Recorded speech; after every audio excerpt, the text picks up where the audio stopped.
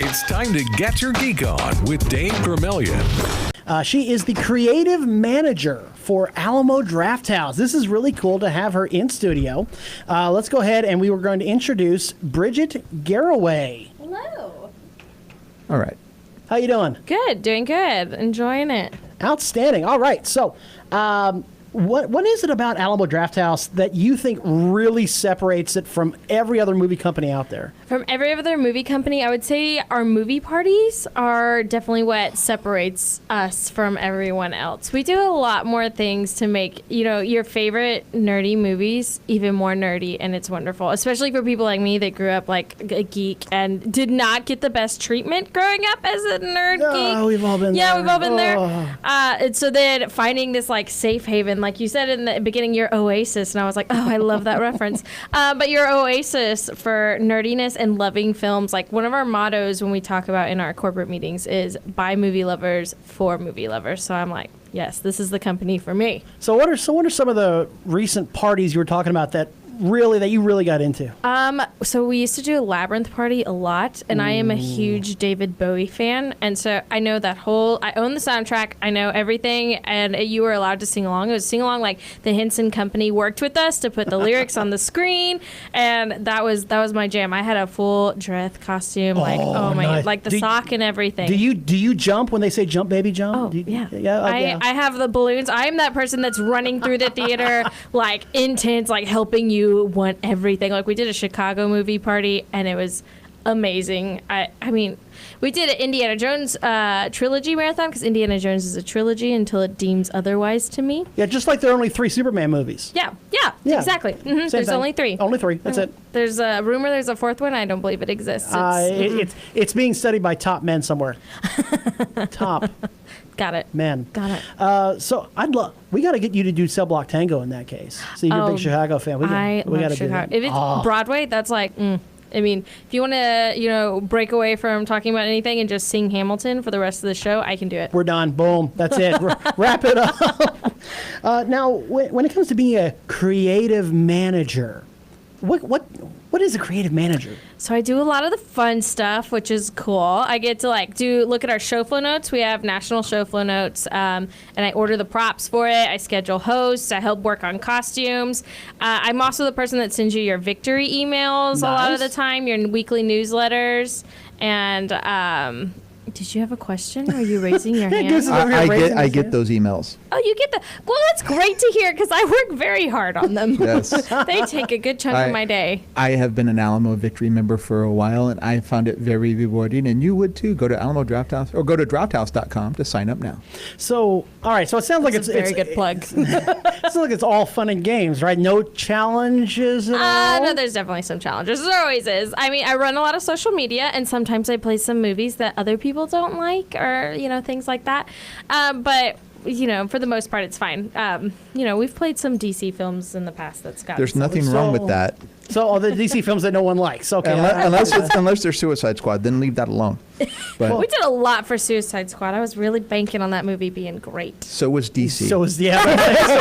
Hey, it made a lot of money, though. The first weekend. Our pint glasses sold like hotcakes, though. Well, that's because they didn't talk. That's true. Let's face it. There really was only one good part of Suicide Squad. I think it's like universally accepted. It was just one good part. Which part? We're bad guys. It's what we do. Harley Quinn. Harley Quinn. Yes. Quinn. Margot Robbie is amazing. She nailed it. Okay, so Drafthouse has a studio we're sister studios with. It's Neon, and so I, Tanya. Did you watch I, Tanya? I didn't get to, no. I watched it on Hulu. It's on Hulu now. Neon's got a deal with Hulu. Okay. It's amazing. Although, you know what movie we did watch right there at Alamo Drafthouse that Neon had a hand with? We watched a bunch of them out there. Colossal. Yes, with Anne Hathaway. Oh, my goodness. I love that movie because it's very much like she's not taking no crap. Like, no. she owns herself, and it's amazing with the sci-fi kaiju story what in there. we loved about that was the trailer made it look like this fun little movie. She's dancing around, and it's Anne Hathaway. And then the turn came. And then we were like, this is a dark movie. It is dark. My God. Yeah, we were like really upbeat and promoting, and then we watched it, and we were like, oh. Yeah, if you could see our faces when that turned, we were like, huh? But the acting was so amazing in it Oh, it with was that great. turn, because it still made it a little bit dark humor at the end, like when she, I won't spoil it for anybody that's like 3 years late, but it's really good and it's on Hulu.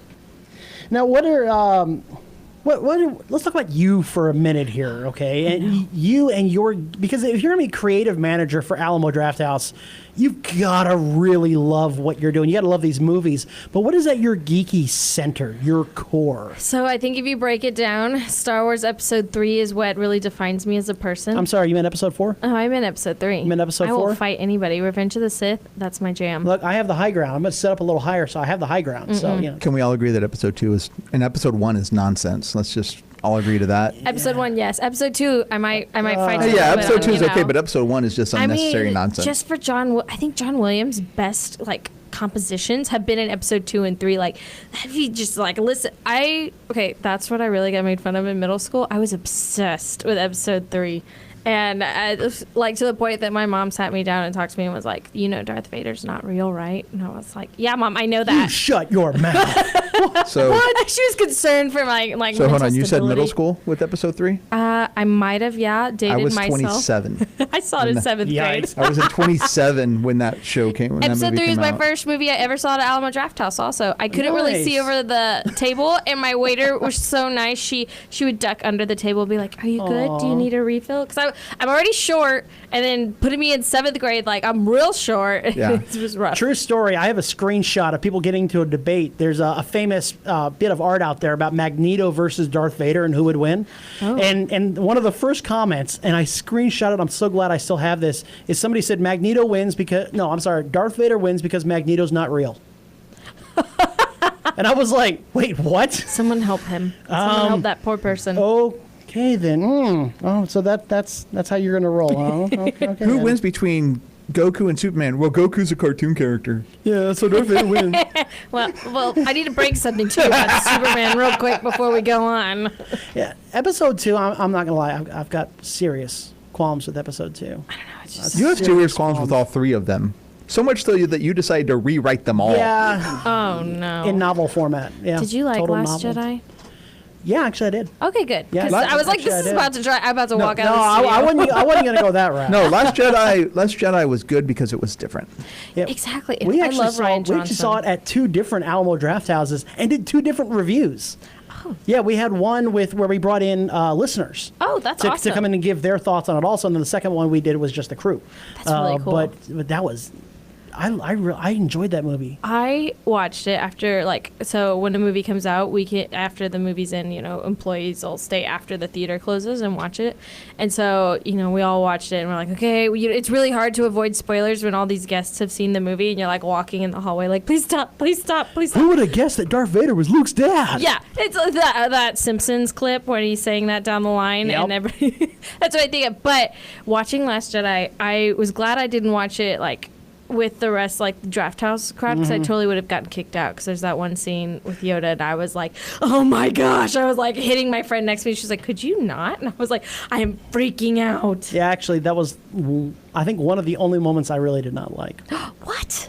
He didn't look good. He was didn't a puppet act right. again. I was not and a Frank fan Oz of that. puppeted him again. I loved it. No, So I love that, but So, ladies and gentlemen, when you wonder why Dave's in mind picture at Alamo Drafthouse is saying, don't let these people in, this is the time That would that probably- happened. They probably betrayed my love for Last Jedi. have you gone back to any the older sci-fi? Because you said that you didn't really get into Star Trek until very recently, but you've gone Yeah. back Lost in Space, Forbidden Planet. I've because- watched a bit of Lost in Space because my dad enjoys it. Okay, So- but because a lot of these older sci-fi movies they show at Alamo Drafthouse. Yeah.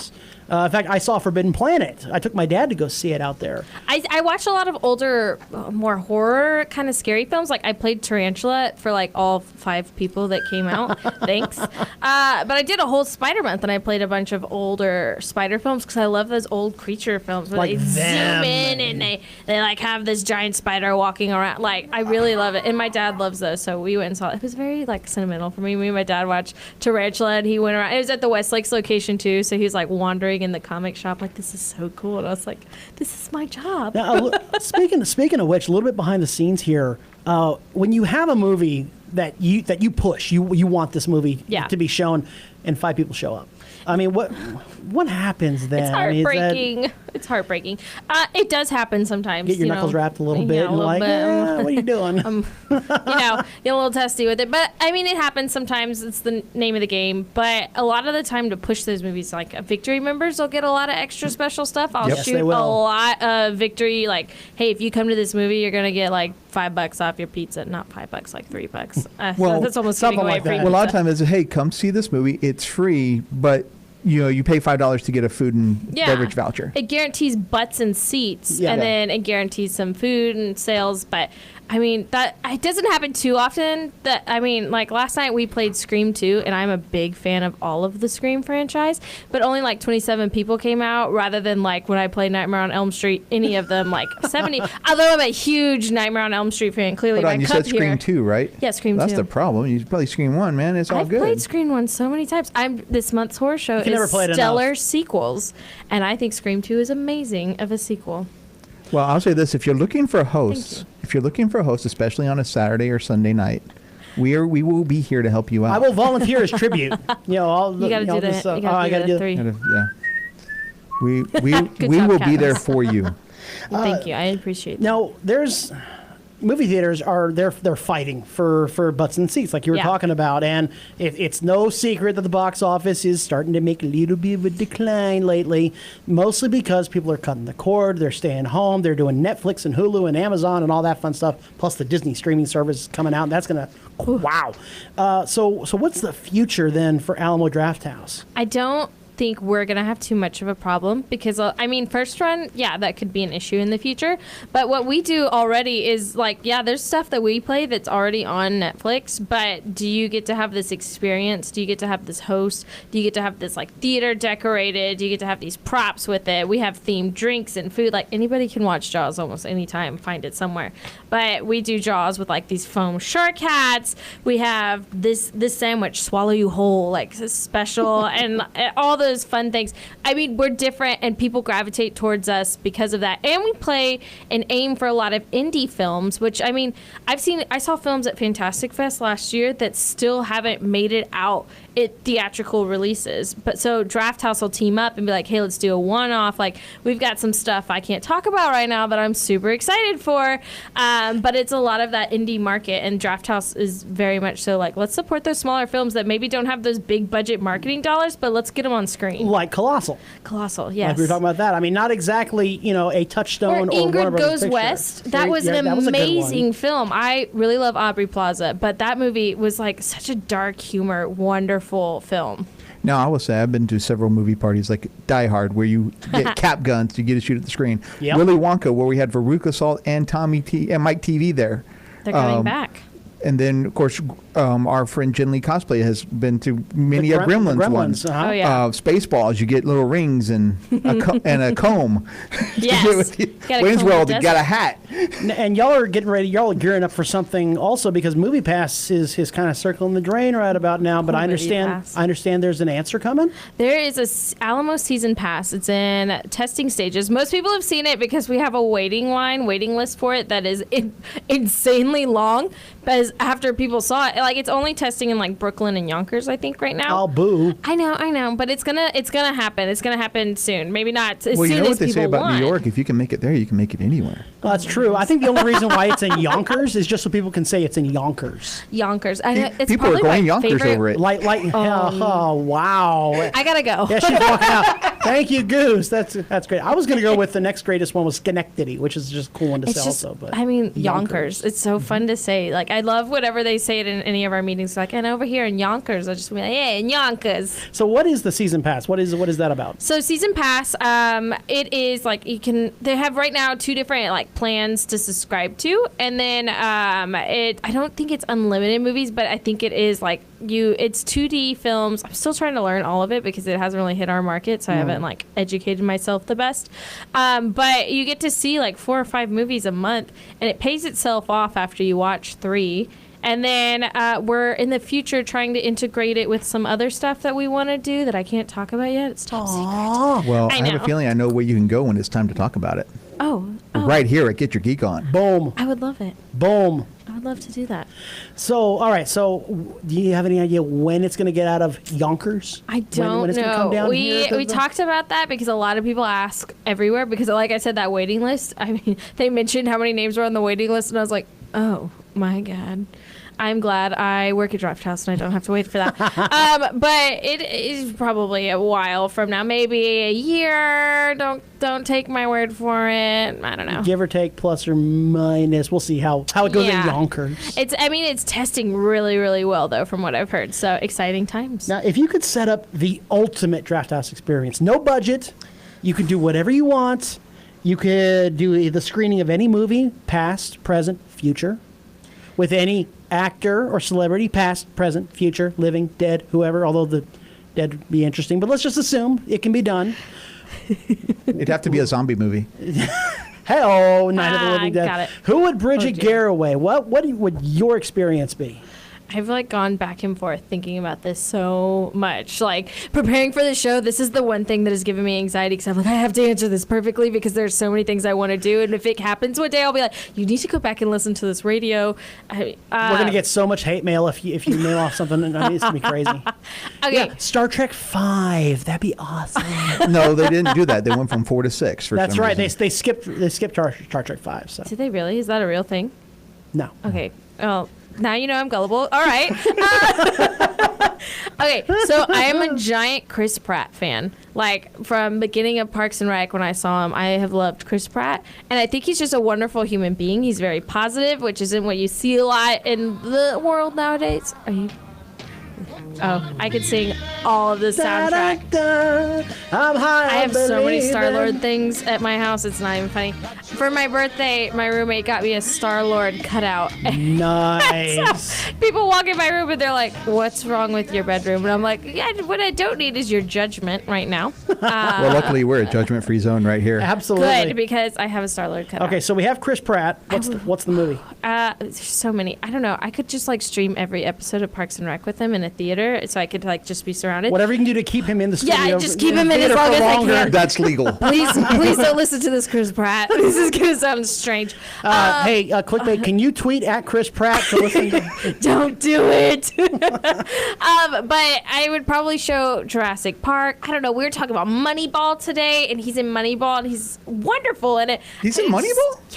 Yeah, he's the base. Interesting. I think he's first base. I think he's first baseman. He's first. Who's on first? You